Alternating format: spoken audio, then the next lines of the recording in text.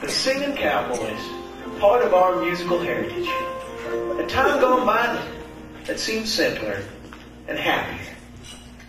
But there's one modern-day singing cowboy, some would say an outlaw, and I swear it doesn't seem like anything gets him down or riled up.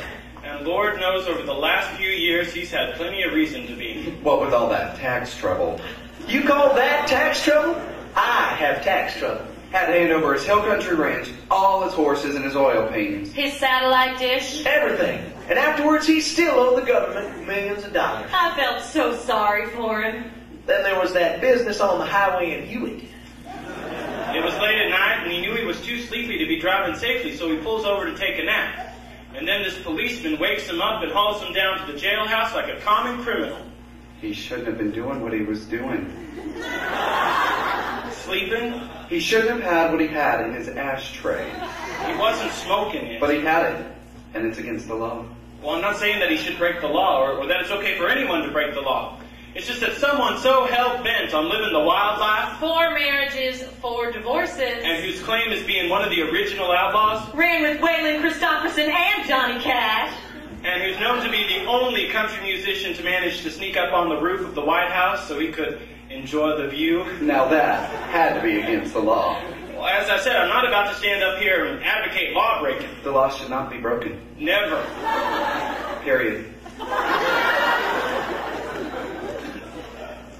However, if you just gotta raise hell, if you can't seem, no matter how hard you try, to stay on the right side of the law, if you're gonna burn through marriages like fire through straw, if you absolutely positively got no other option in this area, then do it like one of the sweetest, most gentle men ever to walk God's green earth. He's got the bluest eyes.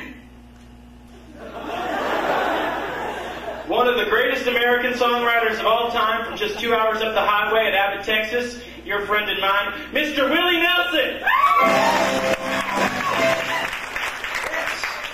He is an example of how not to let little things like losing your ranch or going to jail or owing millions of dollars to the IRS get you down. He just keeps smiling. And that's something we all can learn. Now here's a picture of Willie with all his hair. And even if you don't like long hair on fellas, we believe we can convince you to make an exception in Willie's case.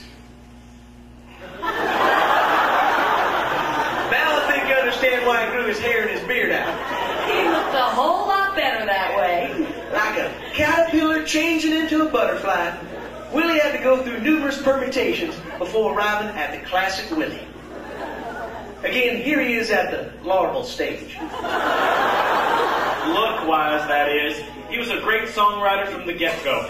Yes, this was his Nashville songwriter. No one has to see what I look like, look. This is where he wrote the song that was playing on the car radio when I proposed to my girlfriend. Crazy, by the great Miss Patsy Cline. My girlfriend accepted, and I will always thank Willie for that.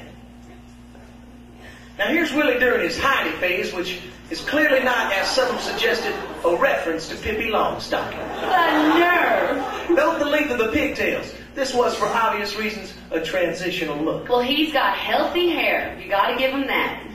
And here's Willie once he got his hair the right length, but without the beard. Still not advisable.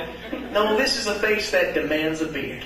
And ideally, a red one, like so. This, then, is the classic Willie. The look, regardless of your political position on the length of hair on fellas issue, was both necessary and proper. And the face that we grew to love, Willie Nelson, one of our own from up the road. My favorite bad boy and Granny's too. He's the best role model the youth of today have on how to behave if you're going to misbehave. That being said, the folks of Leon want to help make sure that Willie is fiscally prepared for the next cow patty life sets in his pathway. So we're making this year's charity the Willie Nelson Wildlife Relief Fund. So if you'd like to make a charitable contribution to this worthy cause, then you could find these fancy trash cans Cletus is holding down at Weber Farm Machinery and Implements. And Miss Wanda's Chat and Curl. And the money collected will go straight into a savings account at the First National Bank of Leon, where Sam will watch over it, and it'll collect interest, compounded daily, until we got a chunk of cash sizable enough to send to Willie's accountant. We know better than to send it directly to Willie. I'm afraid the charity isn't tax deductible yet, but we're working on it. But it is a good cause. Do it for Willie. Do it for yourself. So here's your Willie, wildlife labor. We just want to make sure that Willie can still have one. Here's your Willie, wildlife labor. Why do we love it? 'Cause he's one of our own. We prefer just can't seem to live within the law. Then he ought to live like Willie and accept